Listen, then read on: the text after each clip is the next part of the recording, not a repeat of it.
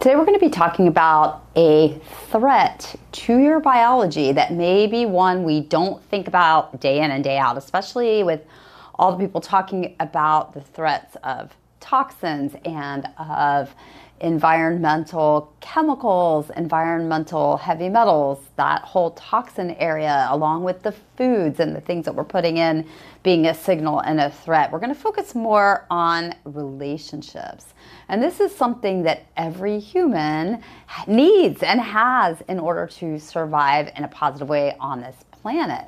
But the way that your relationships are happening with you and at how you are involved in them can be either the greatest emotional stabilizer or one of the biggest destabilizers. And there's actually a lot of science to prove this. So chronic long-term stress, whether it is with a parent, a spouse, a child, a boss, can lead to significant inflammatory conditions. So what we've seen is many studies showing the elevation of inflammatory markers like IL-6, TNF-alpha, C-reactive protein, all getting elevated when you're in an environment that constantly is triggering a stress response. Your HPA axis, so hypothalamus, pituitary, adrenal, the cortisol, when it's in constant secretion, can mess up that HPA axis, which is supposed to ebb and flow, and it ends up getting chronically suppressed or altered, leading to high cortisol and eventually a crash. We also see things about early childhood experiences leading to a multitude of diseases, and you can throw into this research the strikingly high percentage of autoimmune disease that happens in women, which is believed to be somewhat of, if not completely, relational or trauma-based reasoning in terms of why this happens. Suppression of self, which we'll talk about in another video, and being in a relationship and not being able to cut the ties or go non-contact with, which I've seen, by the way, many of my patients having that as the only option, whether it is, unfortunately, sometimes with a very close family member like a child, a grown adult child, or a mother. So not everybody can get divorced if it's in your marriage. That some of these relationships, and that's where I want you to understand it can happen across all types of interrelational energies.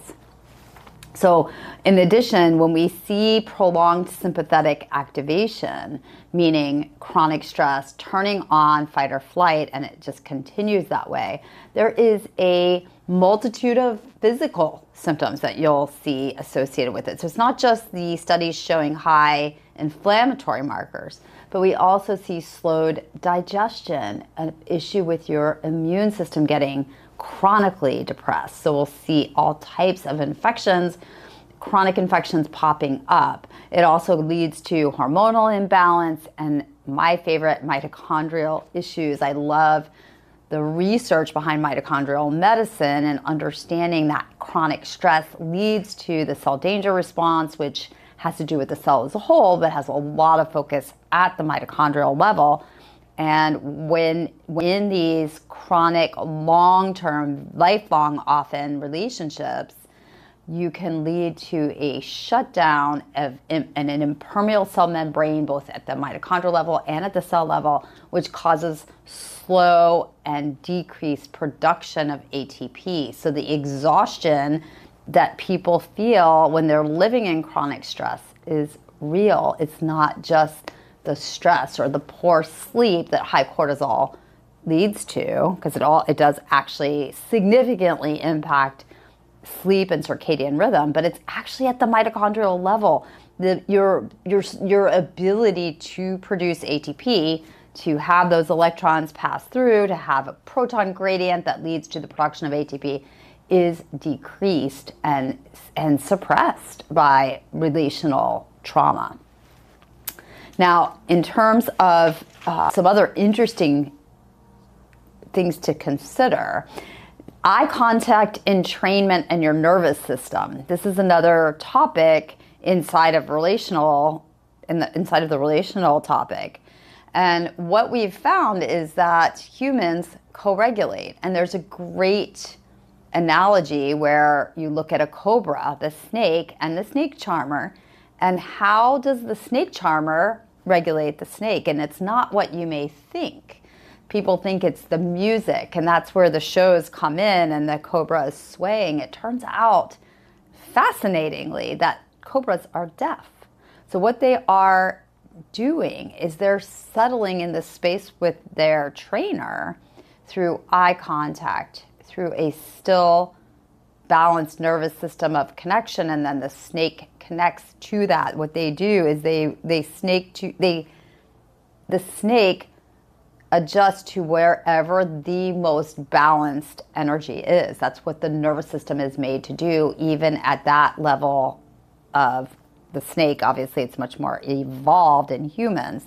But what happens is the rhythmic consistency, slow, deliberate movement, postural stillness, a sustained gaze held at a precise distance. These are the things that allow the nervous system to lock onto the pattern. It doesn't signal retreat or attack. It's just signals people to get entrained and basically seeking the most organized pattern available. They're attuning to it. What does that mean to humans? So the key points are that that eye contact with someone who makes you feel safe can lead to oxytocin production. So when you're in the environment of a partner, a friend, a parent, a child, and you can really connect to them, your limbic system is going to be able to relax. It's not going to sense threat. It's going to trigger the production of calming signals, anti-inflammatory, the ability for the parasympathetic system to take over.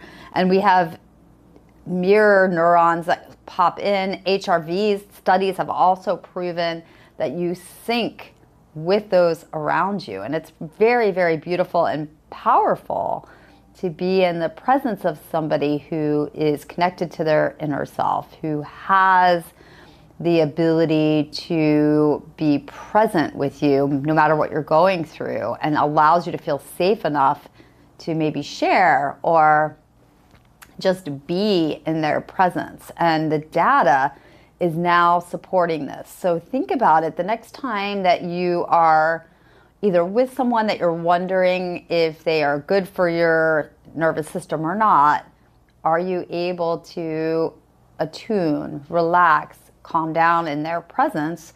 Or do you feel yourself more on a heightened alert type of a signal? And these can be subtle. And what happens is, especially as caregivers, women, men too, we end up often ignoring those signals because of cultural expectations. So people will continue to sacrifice and ignore and disconnect from those intuitive feelings. And they're not really just intuitive. They are physiological messages from your body. You ignore them, basically, keep going, and then that's when all of the inflammatory and illness, disease, autoimmunity, mitochondrial compromise, and more can step in, is that chronic activation and you kind of powering through. And so what happens, another important thing that happens and to understand, is that traditional medicine frameworks map these emotional states to organ systems and energy flow way before we had tools to confirm what we were looking at. So now we're in an exciting time on the planet where this ancient somatic wisdom and trauma science is coming together. So traditional Chinese medicine often has associated grief with the lungs. And I've talked about this before. I had a patient with a chronic cough. She went everywhere. They thought it was her gut and reflux. They thought it was allergies. They thought it was asthma.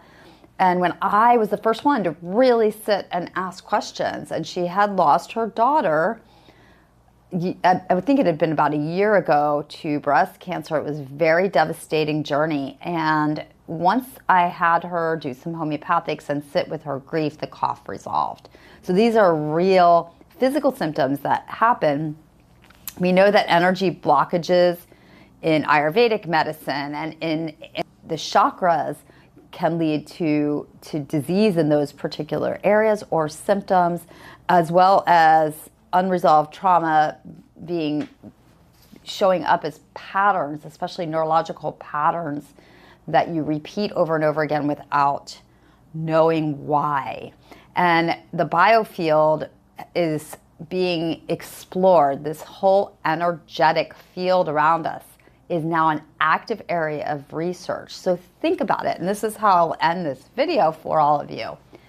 Just think about it. If we are now understanding that we are energetic beings, that we have a field of energy that extends beyond us, that we are in, it is important for us to understand what's going on in that energy field, and we want to block Wi-Fi and really protect and not be staring at our screens all day, and we want to get sun exposure. Those are all great tools. We want to get our feet in the grass. I practice this every day.